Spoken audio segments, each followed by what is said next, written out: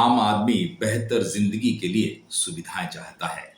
उसकी तमन्ना होती है कि उसके इलाके में बेहतर सड़क हो, बिजली हो, पानी हो, क्योंकि अच्छे जीवन के लिए ये तीन चीजें सबसे पहले जरूरी हैं। ये अलग बात है कि विकास के नाम पर पर्यावरण को चोट पहुंचाई जाती है, हरे भरे पेड़ काट दिए जाते हैं, और जब कभी आप उस जंगल वाले इलाके से गुजरें और आपको वीरानगी कई कई मीटर तक नजर आए तो आंखें नम हो जाती हैं। लगता है क्या हो रहा है विकास के नाम पर? क्या योजनाएं ऐसे बनाई जा रही हैं कि पर्यावरण की चिंता नहीं की जाती? बुंदेलखंड में भी यही तस्वीर दिख रही है, और जब आप वहां से गुजरेंगे तो आपकी भी आंखें नम हो जाएंगी अगर आपने पहले इस इलाके के जंगल देखे होंगे। कानपुर सागर मार्ग बन रहा है और जंगल को किस तरह से काटा जा रहा है यह देखकर आंखें नम हो जाती हैं। तकलीफ भी होती है कि जिन पेड़ों को कई साल हो चुके हैं या जो हरियाली दे रहे हैं उन्हें बेतरतीब तरीके से काटा जा रहा है। दोस्तों नमस्कार, मैं हूं संदीप पौराणिक। पिछले दिनों छतरपुर जाना हुआ। वैसे भी भोपाल से छतरपुर जाने तक का रास्ता पहले बहुत खराब हुआ करता था, आसानी से कोई पहुंच नहीं पाता था, 8 से 10 घंटे लगा करते थे। ये बात ठीक है कि सड़कों की हालत सुधरी। आज लगभग 350 किलोमीटर का रास्ता 6 से 7 घंटे में पूरा हो जाता है, और अब एक नए सड़क का काम चल रहा है, सागर कानपुर को जोड़ने का। कोशिश है कि रास्ता और सफर आसान हो जाए, लेकिन इस कोशिश में जंगल बर्बाद हो रहे हैं। वो जंगल जो सागौन के लिए जाने जाते हैं, जो हरियाली के लिए जाने जाते हैं, अगर आप पहले गुजरे होंगे और अब गुजरेंगे तो आपको अंतर साफ नजर आएगा। सवाल उठ रहा है कि विकास के नाम पर या विकास के लिए क्या पर्यावरण को हम बलि दे देंगे, नुकसान पहुंचा देंगे? यही कुछ स्थिति इस मार्ग पर नजर आ रही है। सड़क का काम तेजी से चल रहा है, लेकिन जंगल भी खत्म किए जा रहे हैं।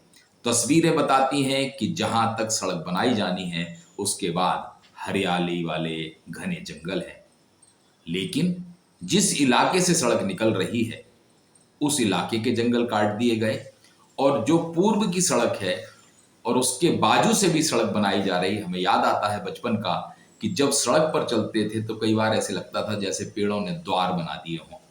काफी दूरी तक की सड़क दिखती थी और ऊपर से पेड़ों की हरियाली कुछ ऐसा हुआ करती थी कि वह आपको ऐसे लगता था जैसे आप द्वार के बीच से आपकी बस गुजर रही हो। उन पेड़ों को लेकर जो वहां के पर्यावरण विशेषज्ञ हैं वो कहते हैं कि दूसरी एक और सड़क बनाई जा सकती थी। जब आप 4 लेन बना रहे हैं तो 2 लेन एक तरफ और 2 लेन दूसरी तरफ, और बीच में इन पेड़ों को रखा जा सकता था। लेकिन जिन लोगों को विकास की जिम्मेदारी है या जिन लोगों की विकास पर नजर है, उन्हें इसकी परवाह नहीं है कि जो 50 साल 60 साल पुराने पेड़ हैं, बरगद के हैं, नीम के हैं, तमाम पेड़ हैं, जामुन के हैं, आम के हैं, उन्हें काटने में उन्हें क्षण नहीं लगता, और वे बेतरतीब तरीके से पेड़ को काट रहे हैं और उन स्थानों पर सड़क बना रहे हैं। ये समझ का फेर है। कहीं ना कहीं ऐसा लगता है कि अगर थोड़ा सा ध्यान दिया जाता, सड़क बनाने वाले गंभीरता से सोचते कि बीच में एक डिवाइडर का काम ये पेड़ करेंगे और दोनों तरफ सड़क हो सकती है, खूबसूरती भी होती, पर्यावरण भी बचता। लेकिन उन लोगों को क्या दर्द? दर्द तो उन लोगों को है जिनका उस इलाके से नाता है। बर्बादी आंखों के सामने देख रहे हैं, लेकिन कर कुछ नहीं सकते। कौन लड़ेगा सरकार से? कौन लड़ेगा सरकार से? कौन लड़ेगा प्रशासन से? कौन लड़ेगा स्थानीय राजनेताओं से?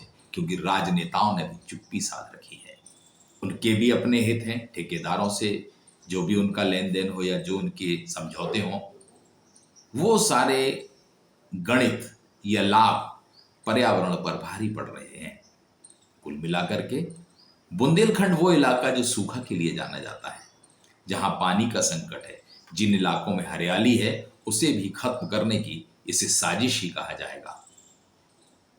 दुखद है, लेकिन किसी को इसकी चिंता नहीं है, ना किसी का इस पे ध्यान है। क्या जब भी रोड का प्लान बनाया जाता है तो ये ध्यान नहीं रखा जा सकता कि पेड़ कम से कम कटे?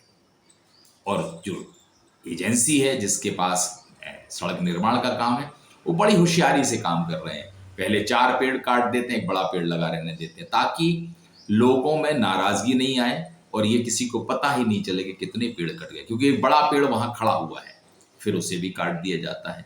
कुल मिलाकर के बुंदेलखंड में एक बार फिर वही हो रहा है जो विकास के नाम पर आमतौर पर अन्य इलाकों में होता है। लेकिन बुंदेलखंड वो इलाका है जहां समस्याएं बहुत हैं, बर्बादी पर्यावरण की और विकास। ये ऐसे लगता है जैसे एक दूसरे के पर्याय हों इन नज़ारों को देखकर। क्या वाकई में अभी भी निर्माणकर्ता विकासकर्ता इस पर ध्यान देंगे कि बुंदेलखंड में कम से कम पेड़ कटें, या फिर उनकी मनमर्जी चलती रहेगी? दोस्तों, आज के लिए इतना ही। नमस्कार।